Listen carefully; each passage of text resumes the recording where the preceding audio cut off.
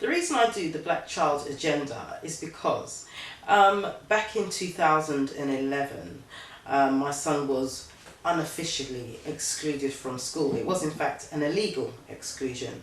He was attending Wembley High School in northwest London, and there was a lot of racism within the school. And he was put in detentions, even though he had, and they would say it was for uniform. He would have a perfect uniform. He was quite exemplary in his uniform. He was in the top set, and they slowly would exclude him, internal exclusions, until he was then in the bottom set. When this actually happened, they began the detentions for an hour after school or missing lunch breaks, and it was quite a systematic way and process that they actually started dealing with him. So when I actually noticed that when my son was out of school for over 14 months, despite me contacting the education department, my local MPs, my local councillors, the Department for Education, Ofsted, who else? I contacted everybody I could think of within and outside of education.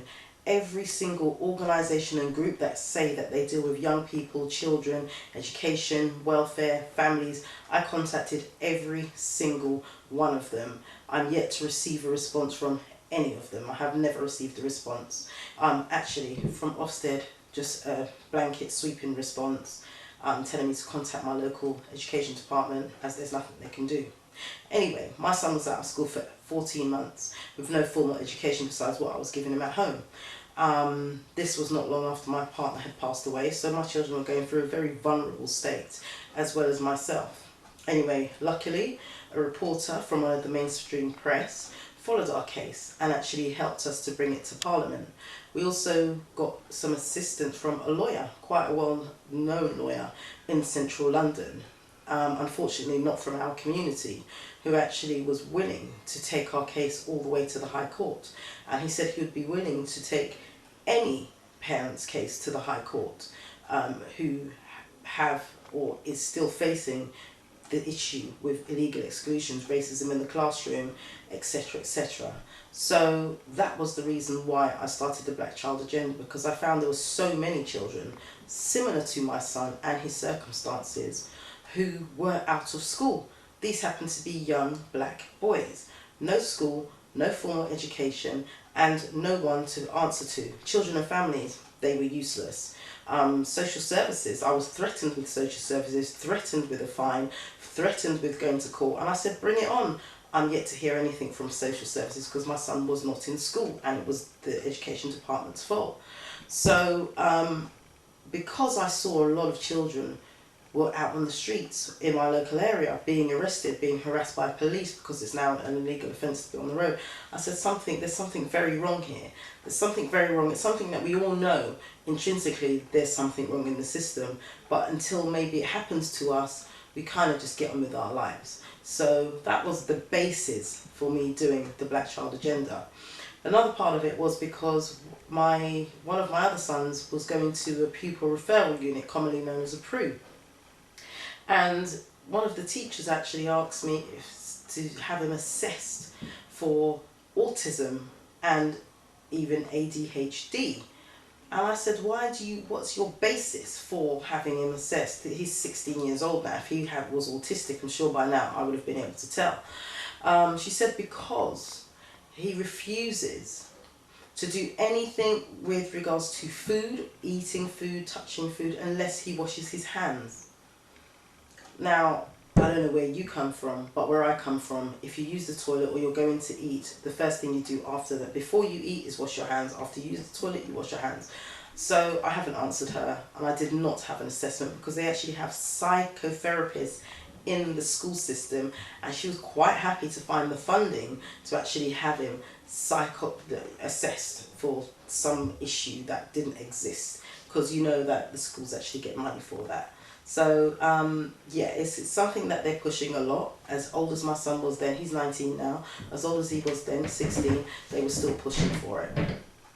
Now, with regards to the Black Child Agenda event, I always encourage parents, if your child is an A-star student or a student that may be going through issues at school, I say come and attend. Come and find out what your legal rights are. Come and network with other parents. Why should you do that if your child is actually an A-star student? My child was an A-star student. All of my children were A-star students. The interesting thing is, when the attack starts, they're quite subtle, so you don't actually notice them. When they start actually doing little detentions here, writing little reports here, then the phone calls consistently start at home, then they start taking them out of class, and then they're in internal exclusions, which they like to call reflection rooms. Yes, timeout rooms, reflection. Actually, that's an internal exclusion. It actually goes down on your child's record, and if they have enough of them, they actually will build up. I think it's up to 25 or 45 times. Please double check that. Once they've got that amount, your child will start being excluded. So even though, yes, your child is an A-class student, exclusions are not just for children who are badly behaved or throwing temper tantrums or, coming into school with firearms or whatever it may be. It can happen to anybody's child. Your family can change overnight. That will sometimes in turn affect the behaviour of your child, where they're actually crying out for help, but rather than getting help, they're getting internal exclusions. So this is the reason why I say to parents, come along. Normally it's a nominal fee. Why do we charge a fee? Because we've all got costs to cover. That's why. If you can't afford it, we actually try and make arrangements for you. But we always encourage parents to bring their children so that you can come find out more information about what is going on in the education system, because the rise in autism and ADHD among black boys in particular, we're not saying that girls are excluded, but black boys are the primary target, is alarming. It's something that you need to be aware of and you need to be alarmed of. But we'll go more into the details of autism and ADHD in a later video. But I'm only going to touch on the basics here and now. Now, what we find are some of the issues facing young black boys in the education system, in the workplace, on the streets, sometimes within their own homes, is we know that the UK is generally a racist country. We know that. We don't need anyone to write us a book. It's not a revealing factor. They consistently tell us how tolerant they are. Now, if you look up the word tolerant in an English dictionary, you'll see that tolerant means I don't actually like you. I don't actually want you around me. I actually can't stand you. But because I have to work with you or I have to see you, I will tolerate you. So they're quite proud of the fact that they're telling you that they are tolerating you. When actually, do you know what? I don't need you to tolerate me. I don't need you to be my friend. I don't need you to talk to me. I just need for my child to be able to, if they have to attend your establishment, to be able to come through without being picked on because you have to tolerate my child.